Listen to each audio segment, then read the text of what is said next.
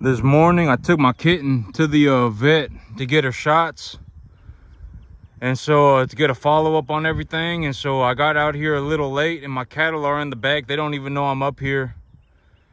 And so the cattle are in the back chewing on grass, but you know, soon they'll figure out that there's food up here. You know, sooner or later they'll figure out I put food out here for them. But if you want to see the feed, this is what it looks like. This is dried distiller grains right here, and this is corn. And right now I'm feeding them a 2-to-1 corn dried distiller grains mixture, and I'm mixing it by volume. So I'm doing 2.5 buckets. Okay, so I'm doing 2.5 buckets of corn, and I'm doing 1.5 buckets of dried distiller grains. So that's the ratio that I'm using right now. And right now I'm giving them a little bit more distiller grains, because yesterday I accidentally left a feed sack outside. I had a feed sack. You know, it probably had about 700 pounds of dried distiller grains in it, and I left it outside, and it started raining, and so it got a little wet. And so I'm trying to feed as much of it as possible, and you can tell that you know, there are a couple of clumps in it and stuff, and it's kind of wet, but it's still probably dry. I think I was running a number on it, and I was like, I probably lost about $100 worth of feed. And so, you know, that's not good. If I lose $100 worth of feed every time it rains, that's not good, right? And so I need to do something. I got everything covered up with a tarp. You know, I put a bunch of tarp on everything, and I put a bunch of tarps over everything. And so, you know, I don't want to be in a situation where I'm losing $100 every single time it rains, right? And so right now I got them a little bit more dry distiller grains, and this is what it looks like. This is what I'm feeding them. It's a corn dry distiller grains mixture, and then I put them on a free choice roughage material. And you know, I was taking a look at everything, and you know, depending on, okay, because here's the thing, right? It's like, I've talked about this in the past, and I'm probably going to say the same thing over and over and over again. You know, like a record on repeat, right? I mean, you have to take a look at your local market conditions and figure out something. You should be able to, you have to pencil out your numbers. You know, I don't know how else to say this, but numbers are not subjective. Numbers are objective. Like, if you go to the sale barn and you buy an animal, you're going to be paying a certain amount of money for that animal, and you should be able to rough estimate it, right? Because when these animals get run through the ring, it's not like, when they say, when they run an animal out into the ring, and you take a look at that animal and you say, okay, this animal's about 200 pounds, and then the auctioneer starts auctioning the animal, and it's a heifer, and they say $3 a pound is what we're going to, $3 a pound. And then they go $3.10 a pound. Even me, with my difficulty in math, I am able to multiply 2 and 3. Like, even me. Even me, I understand that 200 times 3 is 600. Even me. And it's like, when you're sitting at that sale barn, you need to be doing that too. I'm just going to say it. I mean, it's not rocket science. When they bring an animal out into the ring, and you take a look at that animal, and you say, I think this animal's probably about 200 pounds, I'm probably about within 10% margin correct. Maybe they're 180, maybe they're 220, it doesn't really matter. And when the auctioneer says, $2, $3.10, you should be able to sit there and go, okay, that's about $600. And right now, my budget for these animals that I'm looking to spend is about $800, $750. And so if they're saying $600 and they bring out an animal, bid on the animal, right? I mean, it's not rocket science. And when it comes to the local, and I talked about this before too, but when it comes to a good idea, a good idea for me here in Central Texas is not going to be a good idea for you if you're in South Dakota. A good idea for me here in Central Texas is not going to be a good idea for you if you're in Nebraska. Right? I mean, it's probably going to be different. You might have access to cheap lease land. Like, you might be able to find a 1,000 acre field for $35 an acre a year. You might be able to find that right next door. You might be able to find that. Me, it's like, if I want to find something like that, I'm going to have to drive like 2.5 hours away. You know, if I want to find a lease field, I'm going to have to drive like an hour and a half away. And even then, our lease prices are like $50 an acre a year. So if you want to lease a 50-acre field, you're going to, even for a very basic field, you're going to have to pay like $2,500 a year. You know, our lease prices are like significantly higher. Sometimes it's even $75 an acre a year. You know, in Nebraska, you might be paying, you know, you might lease a 1,000 acre field, and you might pay, you know, for a 1,000 acre field, you might pay, what is that, $35,000 a year, right? I mean, is that what it is for 1,000 acres? You know, but for here in Texas, it might be double that.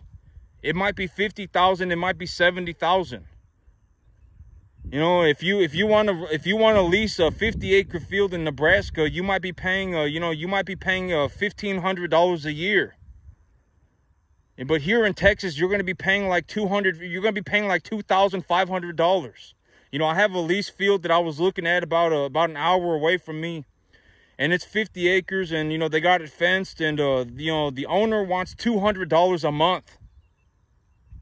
You know, that's $2,400 a year for a 50-acre field. You know, our lease prices are very high. And so, you know, your lease prices might be different. You might be able to rent a 1,000-acre field for, you know, for $35 an acre a year. You might be able to do that, and that would be an advantage to you. If you're in the Corn Belt and you have cheap lease rates, and you're also next to an ethanol plant, you might be able to buy distiller grains for 40%, 20, 30% cheaper than I can. That's an advantage for you, right? I mean, you have to take a look at your local market and figure out, you have to pencil your numbers out. Like if you're going to go and buy distiller grains, here's a way to look at it. If you're going to buy distiller grains, when you call your local broker, they're going to tell you what the distiller grains cost. They will tell you a number. You just write that number down, right? Here in my local area, distiller grains is about $2.25, $2.50 a ton. For you, it might be $160. It might be $225. Who knows? I don't know. Write it down, right? And, you know, and if you want to use the diet that I'm giving my animals, as of right now, I would say that the diet that I'm giving my animals is good. It's working. I don't see any problems in my cattle. My cattle are not bloating up real bad. Their manure's not, you know, they're not pooping out straight gas or nothing. You know, they're not pooping up, you know, clumped up balls or nothing. I would say as of right now, things are going, you know, this diet is working. And the diet that I use is a 2-to-1 volume mixture of corn and distiller grains. So I use 2 buckets of corn for every bucket of distiller grains. That's about what I use right now. And I got the distiller grains a little bit higher. So it might be like 3 buckets of corn to 2 buckets of distiller grains. You know, I want to feed them a little bit extra distiller grains right now so I can get rid of the wet stuff before it starts to mold. And if you want to use my numbers, then go for it. But I'm, make sure you, you do everything. Don't just pick and choose. Oh my God, you know, this guy, he just feeding his animals 3-to-2 corn. Make sure you actually keep an eye on your animals, right? Keep an eye on your animals. Make sure they're not bloating, etc., etc. Make sure that they're not, having massive diarrhea, etc., etc. Make sure you do everything. Don't just start picking and choosing the things that you want to do. Make sure you go and do everything, right? And this is something I talk about all the time. You don't just want to put them on, I also put them on free choice roughage material, right? I give them as much hay as they want all the time. And if you want to figure out, and it's like, okay, so how did I figure out how much distiller grains and how much corn to give them? Before I changed them over to this, I had them on a peanut hay. I had them on a peanut hay as their protein supplement, and before I changed them over to a distiller grains, I changed them over to a 20% protein creep pellet. I changed them over to a 20% protein creep pellet, and that was what I was giving them for their protein supplement. And I was giving them 5 bags of protein pellets a day, 20% creep protein pellets.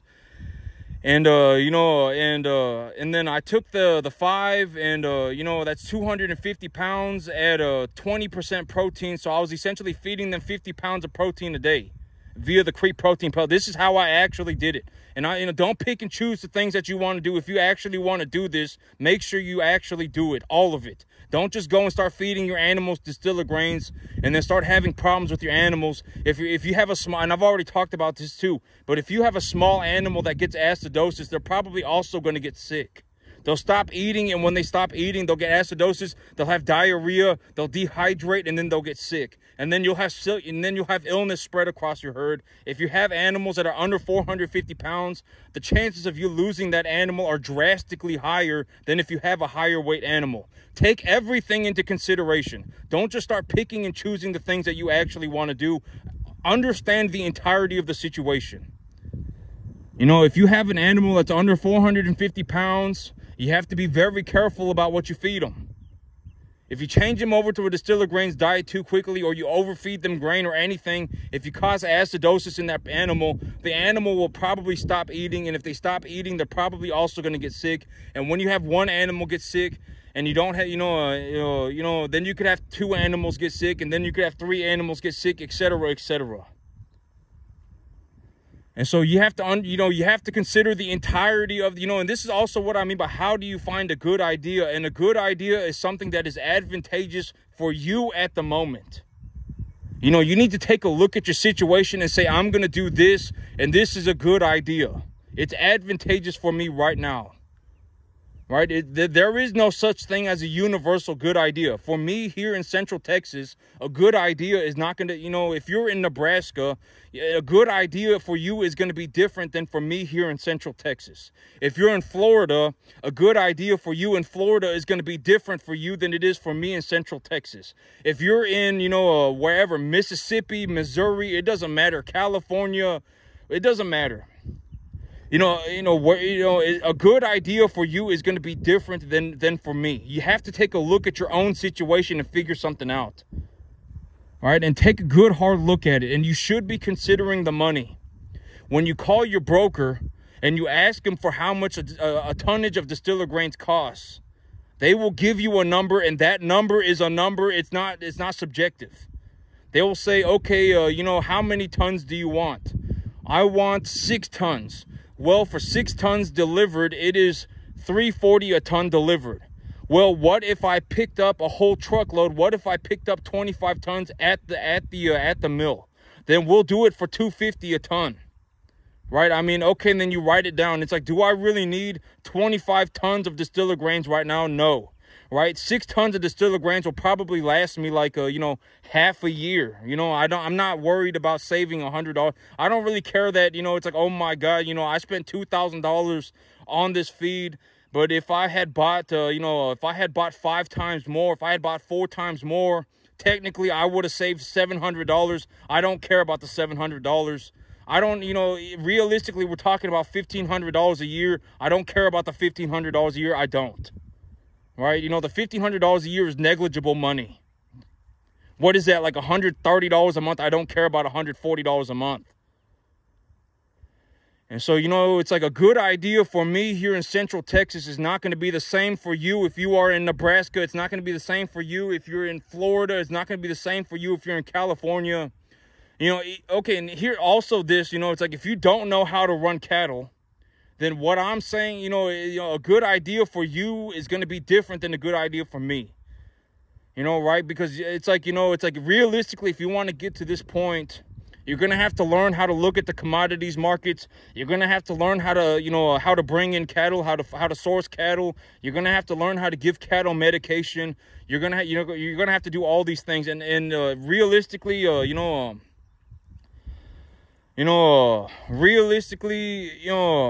it's just going to be different. You need to take a look at your situation right now, where you are right now, and figure out a good idea. That's the big idea. Like, if you don't know how to run cattle, if you don't know how to grow grass, if you don't know how to, look at the commodity markets, you don't know how to start a business, you don't know how to do any of these things, then a good idea for you is going to be different. Maybe I should read a book on how to identify cattle. That would be a very good idea for you. Go on the internet. I've already said that, like, your phone is essentially, the internet is essentially like the world's information data bank. You could legitimately get on the internet right now and learn about nuclear physics if you want to. You could legitimately learn about just about anything. You could get on your phone right now, get on the internet and just look up a book and start reading. You can legitimately, it's like the world's information in your pocket at all times. That's, you know, me, I get on Google. I've already told you how I source my information. I get on a website called Google Scholar. If you get on a website called Google Scholar, if you just Google and then just go on Google and type in Scholar, and it'll be the first link that pulls up, and then you click the link and then you just type in your question. Fertilizer application for winter wheat. And then it will just start print, you know, like thousands of scientific papers. We ran an experiment on this field. It was at this pH, and you know, we applied this fertilizer via an irrigation system that we put 3/4 of an inch of water per hour on this field with this parts per million of nitrate, and the soil's you know, and you can read about anything you want. You can even read about cattle diet. You can read about cattle antibiotics. That's how I figured things out, right? I legitimately just got on the internet and I looked it up. Cattle antibiotics for BRD. Everything. Draxin, Macrocin, Zactran, Exceed, Florfenicol, everything. You know, and exactly how they did it, everything too. You know, every 2 days we gave an animal a different medication. When we gave them this medication, etc., etc. You know, everything. Right there on the internet for free. You legitimately doesn't even cost you 1 cent. If you have a phone, which you probably do, and it can get on the internet, which you probably can, you can read about anything you want. You want to read about cattle antibiotics? Boom, there you go. You want to read about cattle diet? Boom, there you go. You want to learn how to identify a beef animal? Boom, there you go. You want to learn how to run a business? Boom, there, everything. Is legitimately only takes like, you know, you can legitimately sit there and read for 30 minutes and you can learn about the cattle. You know, you can learn about how to identify cattle. You can watch a 1-hour presentation on how to identify cattle. I mean, it's not rocket science, right? I mean, at the end of the day, your phone, you know, if you realistically have a phone and your phone can get on the internet, it's essentially unlimited information. You can look up whatever you want. How do I start an LLC? Boom, there it is. You know, just click, and then, it says, call your state office. And then you just call the state office and you ask them, I want to start an LLC. How do I do that? They will send you an email. This is how I did it. They will send you an email with step-by-step instructions on what to do to start your LLC. Boom, you're done. You're good to go. You have your LLC. It took 1 hour. You paid $300. That's it. You have your LLC. Now your assets are protected. You're at risk for nothing. You're good to go. Legitimately, that's it. And it's like, and when you get on the, when you get on YouTube and you find someone, because here's the thing about me. It's like, what's interesting? Today I was actually at Walmart. I was at Walmart buying a new tarp because one of the tarps got a hole in it. And I was buying a tarp, and I remember looking at the cashier. They got a cashier at the Walmart, and I was taking a look at this cashier. And I was like, me, if I was the cashier at Walmart, I would still be making like over $90,000 a year. Because at the end of the day, if that young fella, he's sitting there at a cashier, but when he goes home, I don't know what he's going to do, right? I don't know what he did before he came to work. But me, it's like when I go home, I'm going to feed my cattle. When I go home, I'm going to feed my cattle. I'm working on a real estate project, and, my cattle business makes an average of $5,000 to $7,000 a month. And, even if I had a job making $12 an hour, if I add my cattle check on top of that, I'm making like $9,000 a month. I'm making like $8,000 a month. And I thought that was very interesting. I was like, you and me, we not very different. I'm not 70 times smarter than you. There's no reason that, there is no good reason why, I made 70 times more money than you, right? I mean, this young fella, maybe he making $25,000 a year at the Walmart. And it's like, me, I'm going to generate about $1.5 million. I've already generated $1.5 million, $1.25 million. And I haven't even started to, cash flow my new field yet. And it's like, I was taking a look at this guy and I was like, I'm not 70 times smarter than you. And even if I was a cashier at Walmart, me, when I went home, I would be feeding my cattle. Me, when I woke up in the morning tomorrow, I'd be feeding my cattle. I'd be looking after my animals. You work 40 hours a week, And, you know, and that's it. I probably, you know, I don't know, maybe this guy, you know, maybe this guy had a lot going on too. I don't know. But I was like, you know, but that was the things that I thought about. And I was like, you know, even me, if I was a cashier at Walmart and I was making $12 an hour, you know, at the end of the day, you know, it's like I would still be making like close to $100,000 a year, you know, just because of my cattle money. You know, I'd be making like $80,000, $100,000 a year when I add my cattle money on top of my Walmart check. You know, if I decided that, you know, and I thought that that was interesting. Because I was like, I'm not 70 times smarter than this guy, you know. And it's like over the last year, I've generated about $1.25 million and $1.5 million. And, you know, and it's like the difference between me and this guy is that, you know, like me, when I go home, like if I was a cashier at Walmart, even right now, if I was a cashier at Walmart tomorrow, when I went home tomorrow, when I went home today, I'd be feeding cattle. When I woke up tomorrow in the morning, I'd be feeding cattle. You know, I got all, you know, all of my assets for this business are tied into an LLC. I'm not even at risk for anything. Even if my LLC goes under and goes bankrupt, they can't even take my stuff away. What are they going to do? Take away my tractor? That's fine. What are they going to do? Take away my cattle? That's fine. That's it. I mean, they can't touch my land. They can't touch my truck. They can't touch anything else that I have. They just can't. I mean, I have my assets tied up into an LLC. I'm not at risk for anything. You know, and it's like the difference between me and this guy, it's, you know, you know, at the end of the day, it's like, you know, even if I was a cashier at Walmart, you know, even if I was a cashier at Walmart, you know, with me running cattle, I'd be making close to $100,000 a year. You know, this cattle business makes me about $5,000, $7,000 a month. And I remember taking a look at him, and I was like, he probably, I mean, I don't think, you know, it's like, how would you know? It's like, even me, it's like, you know, the only way for me to really find out if I'm next to a rich person or if I'm next to someone who actually has money is to conduct business with them. Is to be in their business space. And I talked about this, but me, it's like, you know, like if you put me in a sale barn, and the whole big idea was that I was going to look around the room and look for a rich person, I could probably figure out within 30 minutes if there's actually somebody who is wealthy in the room. You know, because why? Because everybody's here to conduct business. A lot of people are here to conduct business.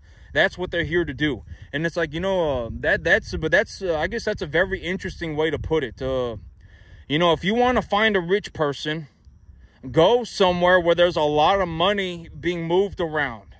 You know, you know, there's 2,000 cattle being auctioned that day. You know, and realistically, the average price of an animal is going to be somewhere around $1,200 to $1,500. So, you know, we're talking about several $100,000 that's going to be moved around that day. You know, several $100,000 are going to be moved around that day. And then go in that room and sit in that room and take a look around. See if there's somebody swallowing up a third of the entire market. You know, every once in a while you'll go into a sale barn and, you know, and I've done this too, and this is what I mean. But it's like, you know, one person is essentially swallowing up a third of the cattle. You know, they're legitimately just taking everything for themselves. And it's like, that's how you know that you got a rich person.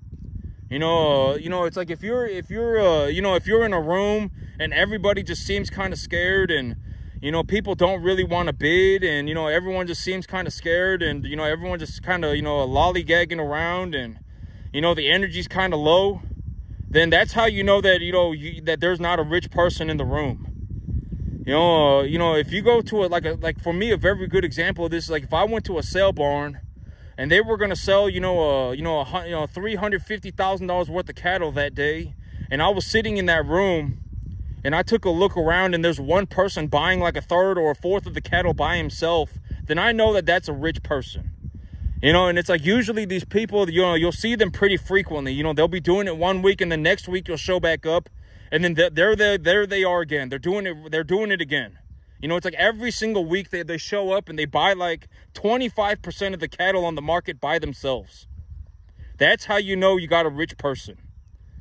You know, it's like when you're in a room and everyone's doing business and people just seem kind of scared, and, people are just, the energy's kind of low, and, everyone just kind of look like they're lollygagging around. That's how you know everybody's poor. If you're in a room like that, you're in a room full of poor people. Because at the end of the day, it just is what it is. I mean, it's like if you watch a guy buy $75,000 worth of cattle a week, every single week for like 3 months straight, then you know he's doing something. Right? I mean, I legitimately just watched this guy buy $250,000 worth of cattle every month for like 3 months straight. I mean, it's been 3 months and he's bought $750,000 worth of cattle. Something's going on with this guy, right? I mean, that's how you know. I mean, go somewhere where there's a lot of money being moved around, and then just keep an eye out. And it's not hard, right? It's not like rocket science, right? It's not like and when you just keep an eye on that room, you'll be able to see. You'll be able to spot the rich person. Almost always people, if once you learn how to do it, it's not hard to do. Almost always, like once you figure it out, it's not hard to spot a rich person. It's like, something must be going on with this fella, because he is, legitimately accumulating $75,000 worth of assets every single week. Like something must be going on with this one, right? It's not hard. It's not hard. Once you, but it's like realistically to find something like that, you need to be in their business space. Like if you go into a sale barn and you're sitting in that sale barn and you go to the same sale barn every week and you notice that there's a man there, every single week, and he's buying like 20% of the cattle by himself. He's legitimately just buying everything by himself. And there's 50 buyers in the room, but you got one, there's not 50, but you got 20 buyers in a room. You got 10 buyers in a room, but it's one man buying 20% of the cattle by himself. Then that something's going on with that one. It's like, and then you sit there and you just watch him and you see what kind of cattle he buys, and you're like, I legitimately just watched this guy, accumulate $75,000 worth of assets a week for 4 weeks straight. Then he's, that's $250,000 that he just accumulated over a week. He must be up to something, right? I mean, this is the rich one. And if you don't see somebody like that, chances are maybe you just don't have a rich person in the room. But you definitely want to learn how to spot rich people, and see how they act, and see how they do their things, and because at the end of the day, like even this right here, none of this is rocket science, right? I mean, none of this is rocket science. If anything, it's more about just about consistency, and it's like it's more about just getting after it every day, and then just figuring things out one thing at a time. You figure out the cattle diet, you figure out the cattle medication, you figure out the cattle, you figure out growing grass, you figure out how to run a business, and then you just put it all together. Realistically, if the average person started working on this, even if you were average IQ, 100 IQ, if you worked on it 7 days a week for, 12 to 15 years, you could figure it out too. I mean, it's not like it's more of a matter of just seeing things. It's more of a matter of actually just getting the experience, and going in the right direction. I've always talked about this. You have to learn to go in the right direction. If you start going in the wrong direction and you get turned around, and it's like, well, once you get turned around and you start going off in the wrong direction, I mean, chances are once that started happening, I mean, chances are you're not going to be able to turn back around and find your way. You probably won't. You'll probably be stuck out there forever. And the way I talked about it is like getting stuck in the ocean.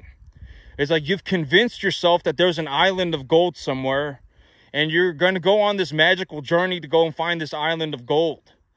When in reality, the island of gold is not out in the ocean somewhere. It's on the land under your feet, right? It's under your feet. You just got to go find it. You don't need to go swimming off into the ocean.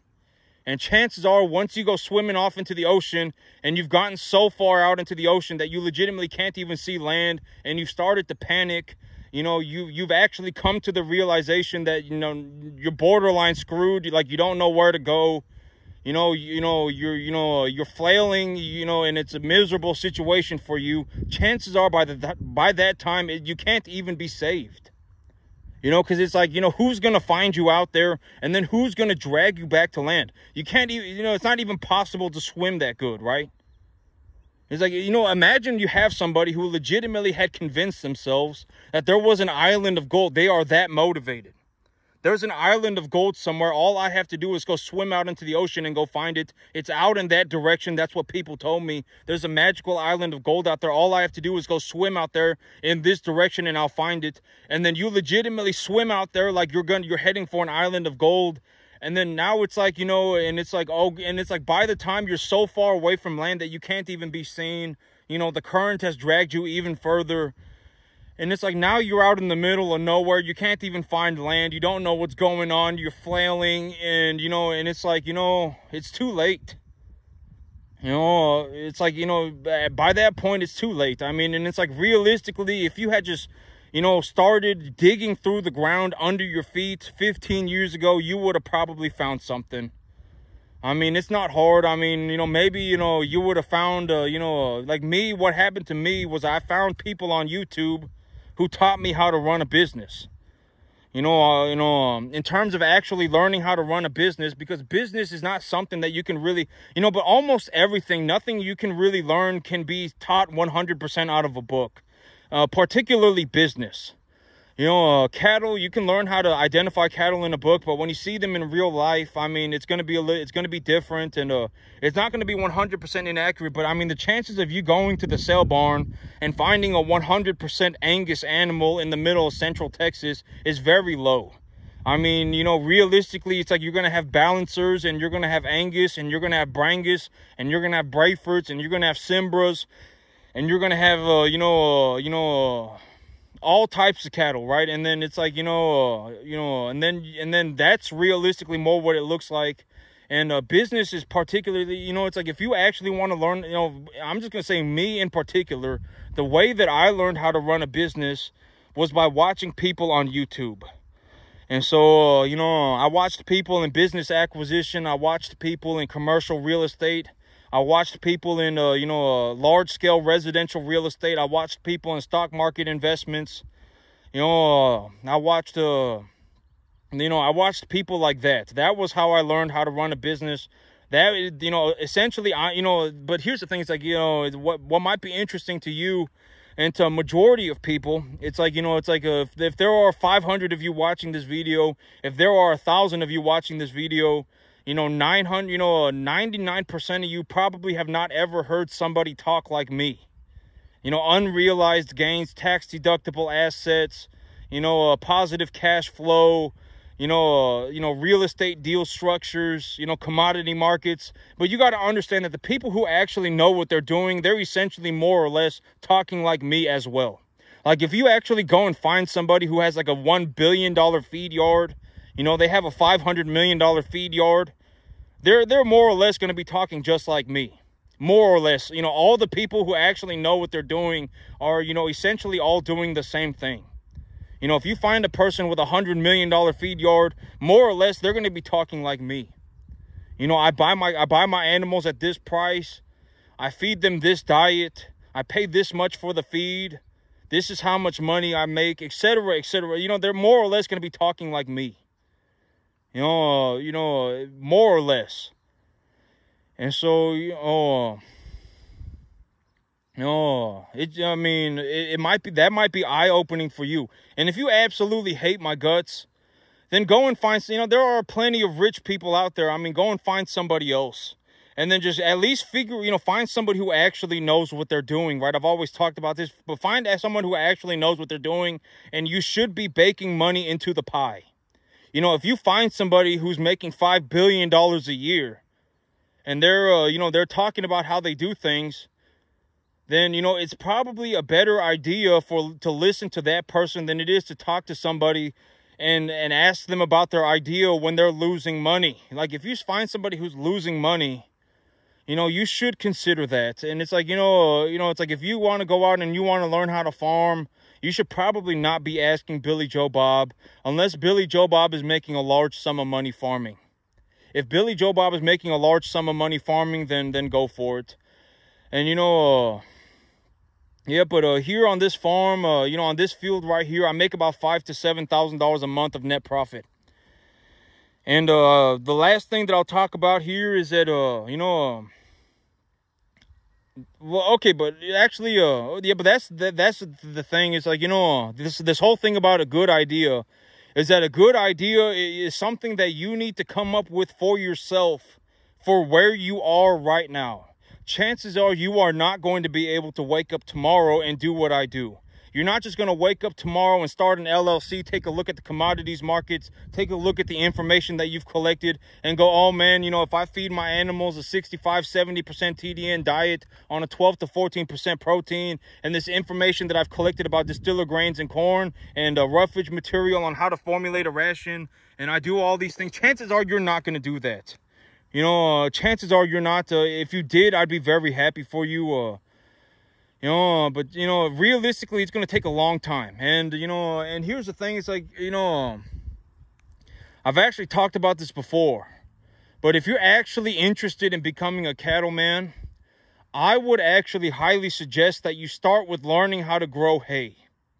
You know, because here's the thing. It's like if you want to grow 10 acres of hay, you know, like if you want to grow 10 acres of hay, it's going to cost you like $250 for seed. You know, it's going to cost you like $500 for seed, depending on how thick you plant it. You know, realistically, you're going to be, you know, $500 for seed. And then if you want to fertilize it real good, it's going to cost you like $1,000. So all in, for you to grow hay on 10 acres, it's going to cost you about $1,500. All in. And then you can grow about 3 to 4 or 5 bales an acre, depending on what kind of grass you grow. And if you grow 3, 4, 5 bales an acre on 10 acres, you know, let's say you just grow the average, you grow 40 bales, and you sell each bale for $60. You've essentially almost doubled your money. You essentially took $1,500 and turned it into $2,400. You know, and or, you know, if you take let's say you know, you take $1,500 and you pay somebody $50 an acre to bale it for you. So all in, you're in $2,000, and you made $2,500. You made a 25% return on your money in 3 months. That's very good, and you're not at risk for anything. I mean, the $1,500 that you're at risk for is almost negligible. I mean, at the end of the day, it's like if you were put in a situation where you genuinely saw an opportunity to make $2,500 in 3 to 4 months by investing $2,000, you should be more focused on making that $2,500 than being worried about $2,000. I would highly suggest that is how you start thinking. You know, if you're sitting there worried about $2,000, oh my God, I can't do this because I don't have $2,000, then it's too late for you. I don't know what else to say. You probably cannot be saved. You know, like, I don't know why you ended up in this situation where $2,000 was such a massive amount of money that you decided that you were, instead of living your dream, you gave up on yourself. I don't know what got you to that point, but it's not good. And you probably cannot be saved from that. You know, because realistically, if you do that and you get 2 cuttings of hay a year, the second time around, you don't even need to plant more. You don't need to plant any more seed. You just put another $1,000 worth of fertilizer on it. Now you're all in $2,500. And you made like, you're all in $3,000 and you made $5,000. And it only took you 6-7 months. You almost made a 100% return on your money in 7 months. You almost doubled your money in 7 months. And $2,500 in 7 months is almost $500 a month. And it's like, and this is what I've been saying. If you can't grow a small amount of money, you can't grow a large amount of money. And it's like, by the time you've become poor, it's almost impossible to say. I would be willing to bet if you put me on, okay, because here's the thing. If I got put on a field and all I had was $1,000 a month, I could turn that $1,000 a month into $100,000 in 2 years. It wouldn't even be hard. And if you're dead set on running cattle, then grow the grass. And I've already talked about, when you watch me growing grass, you're already going to know. When do you feed the grass? When the grass is at a late stage of development. Well, how do you tell if your grass is at a late stage of development? How do you anticipate that you should be looking for your grass showing signs of late stage of development, right? Growing day degree hours. Depending on the temperature of your day, there's a formula on the internet for growing day degree hours depending on what cultivar of grass you're growing. You can legitimately just even get on the internet and look it up. When you go to the co-op, you can even ask the people who are selling you the seed. How long does this grass take to flower? 120 days. Right? And then it's like, well, if it's going to take 120 days to be in full flower, then, start looking, but it's not rocket science. Like when you look at your grass, if it has a flag leaf on it, but it doesn't have a bud site, then your grass is in its late stage of development. It's getting ready to flower. Like it's not rocket science. And most grasses, like over 90% of them, are going to be best when they're at a late stage of development, a late vegetative stage of development, almost all of them. If you just look at your field and look for a flag leaf on your grass, when you start seeing flag leaves on your grass, you can just put cattle on it. You don't even need equipment. You don't even need to pay $500 to have someone bale it for you anymore. You can just go to the sale barn and bring home 10 animals. Right? Let's say you go and open up a line of credit. You say, hey, banker, give me a loan for $10,000. They say, okay, we'll give you a loan for $10,000, but you need to pay $100 a month. You say, okay, I'll do that. That's fine. I can do that. Here's your $100 a month. They give you, so that's the deal, right? That's the deal now we're looking at. The bank gave you a loan for 10 grand and you pay the bank $100 a month. You take your 10 grand to the sale barn and you buy 15 cattle. You put your 15 cattle on the grass. You raise the cattle on the grass. You bring them home, at 250 pounds. You give everybody a metaphylaxis dose of antibiotics. You give them an intranasal vaccination. You give them a tetanus blackleg shot. You castrate them, and then you put them out on the grass. You keep an eye on them to make sure they're not getting sick. They eat your grass. The 15 cattle put on 500 pounds each. You take them back to the market. And it's like, congratulations, you had 200-pound animals. You brought them in at 700 pounds. And when you bought them at 200, you paid $700 an animal. And when you sold them at 700, you got $1,600 an animal. You put $1,500 you put $100 into each animal. And it's like, congratulations, you just made $14,000 net profit.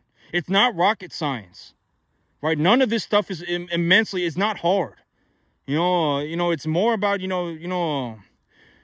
none of this stuff is hard. It's like, and it's like, congratulations, there's your $7,000 and it took you 9 months, not even 9 months. Realistically, like on my fields, from the information that I've collected, if I have a 200-pound animal, I can take him up to about 950 pounds in 9 months. So it's like, realistically, it's going to take you 6 or 7 months. And let's say you do that 2 times a year. And it's like, congratulations, you invested $100 a month. You invested $100 a month and you genuinely made like 25 grand. Right? And it's not hard. It's not difficult at all. And it's like, at the end of the day, if you take a loan for 10 grand from the bank, are you really even at risk for anything? It's like, what do you think is going to... are all of your cattle going to die? I hope not. If you follow the instructions, all of your cattle should not be dying, right? And I'm giving you the best information that I can. If you legitimately go and you buy the proper type of animals, if you follow the instructions... I've always said, when it comes to instructions, follow the instructions until you have a better idea. Unless you have actually come up with a better idea, just do what I do. Because at the end of the day, if you do what I do, at least you'll know that you'll start off making a large sum of money. Right? And it's like, at the end of the day, if you're going to do anything different, then do better than me. Don't go and do worse than me. It's like, I legitimately, I showed you my answers. I gave you the answers. I showed you exactly how much money I make. And it's like, don't look at what I'm doing and then decide that you're going to go and do something else and then just, go running off completely in the wrong direction and just start hemorrhaging money, right? It's like, I've always said, if you're gonna do something different, then make sure you're actually doing better. And yes, you should be baking money into the pie. You should be considering the money. And at the end of the day, if you follow the instructions, you bring home, 1 to 1.5 type commodity large frame animals, depending on your area. That might be different for you depending on your area. I don't know what type of cattle people raise in your area. You know, if you're in an area like Nebraska, almost all of your animals are going to be #1 type cattle, you know, big old Angus animals. And they might even be above commodity price because, you know, their quality is so high. You know, you're just going to have to take a look at your local market and, you know, figure it out for yourself. But you should be able to pencil out the numbers. It's like, you know, if a 500-pound animal on the average in your market is selling for $3 a pound, and an 800-pound animal in your market on the average is selling for $260, and the feeder cattle market is sitting at $260, then sit there and write it down, right? I mean, what is 260 times 800? What is 2.6 times 800? Type it into a calculator, right? Like $2,300. And it's like, okay, well, if the average animal at 800 pounds in my market is selling for 2,200 pounds, and the average 500-pound animal is selling for 1,500 pounds, and I can buy distiller grains at $160 a ton, and I can buy corn at you know, $120 a ton, and I need to feed my animals 3.25% of their body weight a day in dry matter, and I anticipate that corn is 10% moisture and dry distiller grains is 5% moisture, and I need to make sure that at least, you know, I cannot be feeding 40% or more of these animals' diets in distiller grains. And you just figure it out for yourself. These numbers, they're not going to change forever. And then you can just you can pencil out the numbers, figure out how much you want to pay for that 500-pound animal, take them up to 800 pounds on the diet, and then just sell them. And it's like, boom, there you go. There's your money. That's all you have to do. It's not rocket science, right? And it's like, if you follow the instructions, then at least you know that you'll start off making money. You'll start off making money, and as you go, if you find a better way to do things, then do that. You know, it's like, let's say that you find out that in your local area, there's a massive amount of wheat.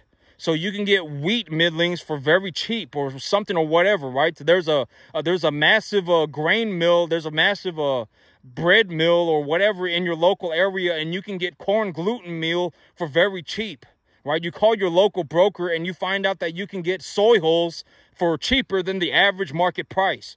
Whatever it may be, just pencil it out and just make sure it works. And, you know, when I give you the numbers, at least you know that these numbers work. 3.25% of their body weight a day, dry matter. Your corn, probably about 10% moisture. Dry distiller grains, probably about 5%. If you really want to figure out how much moisture is in your feed, you know, get a feed analysis done. You know, at the end of the day, if you feed them a 2-to-1 corn distiller grains mixture and put them on free choice hay, and you give them about 30% of their diet in grain and 70% of their diet is in forage material, then, you know, from what I have personally seen, your animals will be just fine. You know, you're going to have to figure it out for yourself. You're going to have to make sure that, you know, you're capable of doing these things, because at the end of the day, a good idea for me is not going to be a good idea for you. You know, depending on where you are and what you're doing, you know, where you're at, you know, a good idea for you is going to be different. Maybe a good idea for you tomorrow is to go and do something that's hard on purpose. You know, you don't want to be in a situation where you're avoiding difficult work, right? I mean, you don't want to be in that situation. You know, maybe a good idea for you tomorrow is that you start reading a book. You read a book on cattle. You read a book on cattle feed. You read a book on growing grass. You know, maybe a good idea for you tomorrow is to call a grain broker and figure out how much is corn selling for in your area, asking them to send you a sheet of all the commodities that they're selling and what price they're selling them for. And then just maybe a good idea for you at that point is to just take that sheet, go on the internet and look up everything one by one. How much protein is in corn? How much energy is in corn? How much protein is in distiller grains? How much protein is in distiller grains? How much energy is in distiller grains? How much fiber, how much protein is in soy hulls? I mean, you know, a good idea for you is going to be different than a good idea for me. And if you're dead set on running a cattle business and you're actually going to go out there and try this, then make sure you actually follow the steps, right? Like, don't start going on your mystical, magical adventure, right? Buy the right type of cattle. Give all your cattle a shot of antibiotics, right? A good antibiotic. I use Macrocin. Put them on a preconditioning diet for at least 2 weeks, right? And then, you know, you can castrate your animals. And then when you feed them on grass or when you feed them on grain, make sure you've actually worked your numbers and you understand how much you're going to be feeding your animals on a rough estimate. And you have a good, and you can use my numbers if you want to. These numbers are accurate from what I understand, up to about a 93% accuracy.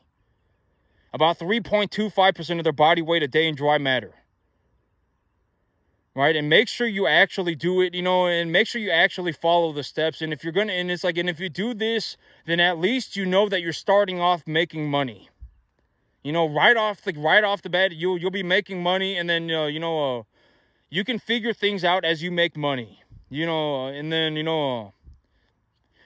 whatever it is, make sure you're actually paying attention, right? Like, make sure you're not sitting there, fiddling, fiddle farting around and, acting like a moron. And then, and then it's like all of a sudden, for 3 seconds out of a day, you've decided that what you want to do is be a cattleman. And then you just go right back to acting like a moron, right? I mean, a lot of you are in the situation. You'll be acting like a moron the entire day. And then for 30 seconds out of a day, you'll suddenly decide that you want to be a cattleman. And then you'll think that you want to be a cattleman for about 30 seconds out of the day. And then for the rest of the day, you'll just go and act like a moron again.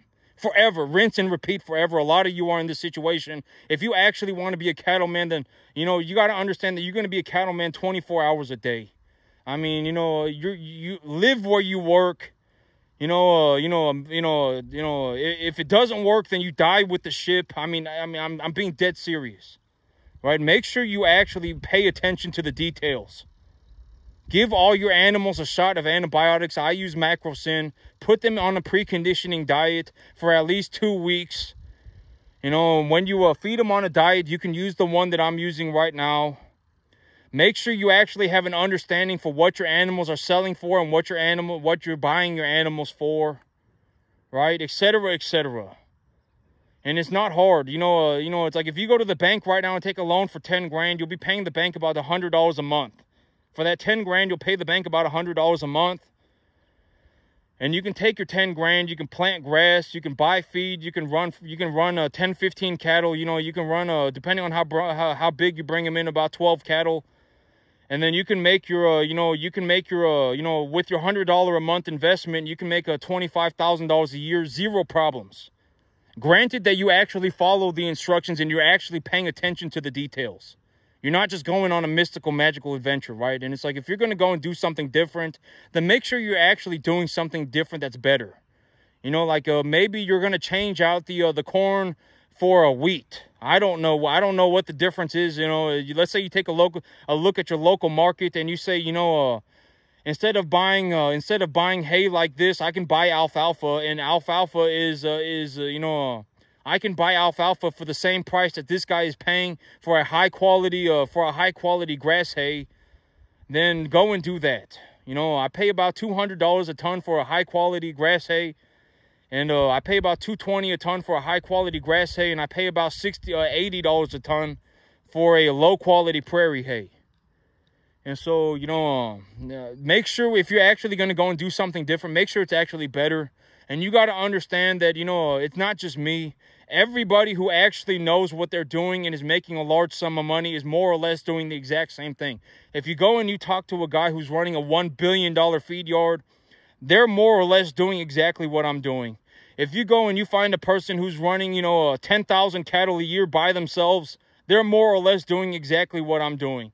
You go and you find, somebody who's running a $500 million feed yard, more or less they're doing exactly what I'm doing. You don't want to start going and learning from somebody who has no idea what they're doing, right? I mean, because, if you do get led astray, and you start going on this, you want to go on a swim and, you want to go out into the middle of the ocean looking for an island of gold. You're not going to find an island of gold out there. I mean, you're not going to find an island of gold. You're just going to end up lost at sea, and then you're going to die that way. And so it's like, the gold is right here. I'm telling you, the gold is right here. And I've been mining like $5,000 to $7,000 worth of gold for like 15 months straight. And I've legitimately told you how I do everything to a fine detail, right? This is the antibiotics that I use. This is the preconditioning program that I have. These are the animals that I bring in. This is how much I pay for them. This is how I calculate how much I'm going to feed my animals. And then I run my numbers. I keep track of my numbers. This is how I budget my numbers. And at the end of the day, here's how much money I make. I've told you everything, you know, to a fine detail. You know, there's no reason why you shouldn't be able to, you know, at least not even do a portion of this. And it's not hard, right? I mean, you know, realistically, if I had $1,000 a month, I could turn that into $100,000 in 2 years very easily just by being in the cattle business. It's not hard. It's not difficult at all. And even right now, I'm not even using any of my own money. All of the money that I need for my cattle business is coming from my cattle business. I'm not even using, you know, well, I guess it is my money because I made it. You know, the money that I make in the cattle business, it's my money. I mean, you know, no, I'm not going to donate it. You know, don't ask me. You know, I wouldn't give, a majority of you, I wouldn't even give you $5 if it was going to save your life. Like, if you were like, oh my God, you know, I'm going to die, but if I have $5, it'll save my life. I wouldn't even give you $5. You know, I'm not donating it. Yes, I made the money. I can do whatever, you know, I made the money. I can do what I want with it. The $5,000 to $7,000 a month that I'm making in the cattle business is the money that I mean, you know, if you get upset that I'm making a large sum of money, then I don't know what to tell you. I mean, take your, you know, piss party somewhere else. I don't care. I mean, you legitimately, like, you know, if you came up to me and you were upset that I make such a massive amount of money in the cattle business, you know, my cattle business probably made over $1 million in terms of equity generation over a year. I generated over $1 million worth of equity in a year. And it's like, if you get upset that I'm generating over $1 million a year in the cattle business and you legitimately get up, you know, it's like, what are you, a communist? I mean, I don't understand. I don't want to understand. I will legitimately kick you into a hole. You know, it's like, that's not funny. You know, I legitimately had to split my chops open to make this money. It's not funny. I mean, you know, don't come up to me and act like a communist. It's not funny, right? Like, I split my chops open to make this money. You know, it's like, why do you think it's okay to follow people like me around and tell me that it's not fair? I mean, what's not fair? Right? I mean, I've legitimately told, you know, I've legitimately been making these videos showing exactly how I do everything that I do. I mean, if you failed at this point, that's on you. That's your problem. I don't know how you managed to do that. Nobody even showed me how to do this, and I still figured it out.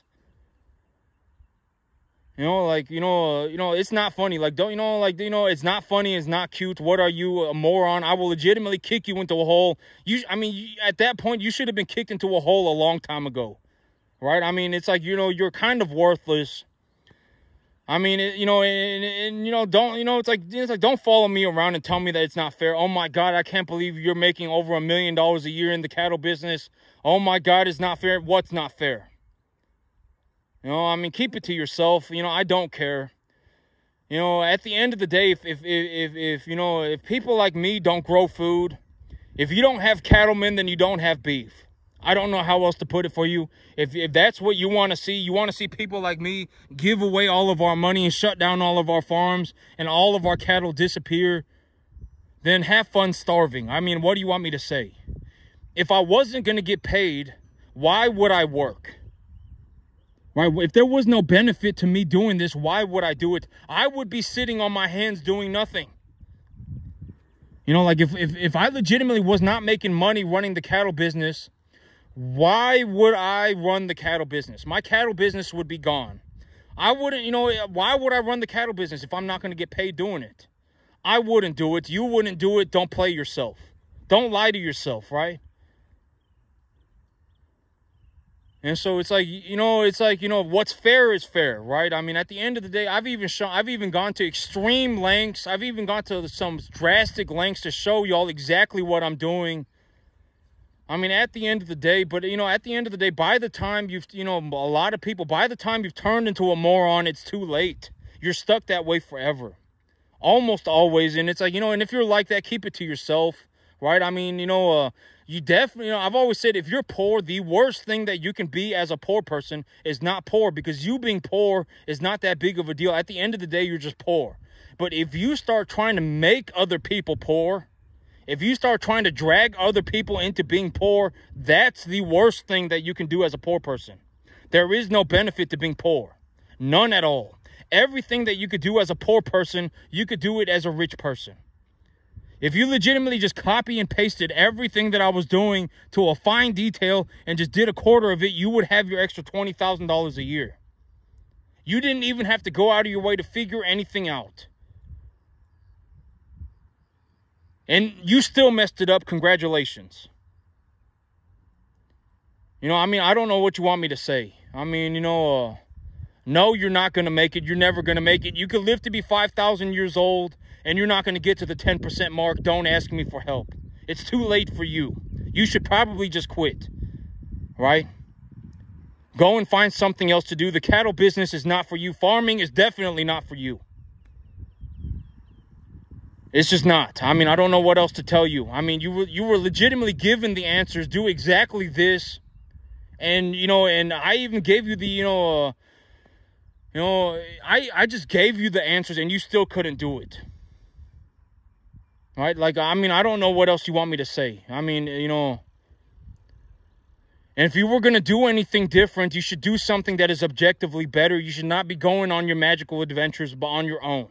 At the end of the day, you need to understand that it's not just me doing this. The guy with the $1 billion feed yard is also doing this. The guy with the $500 million feed yard is also doing this.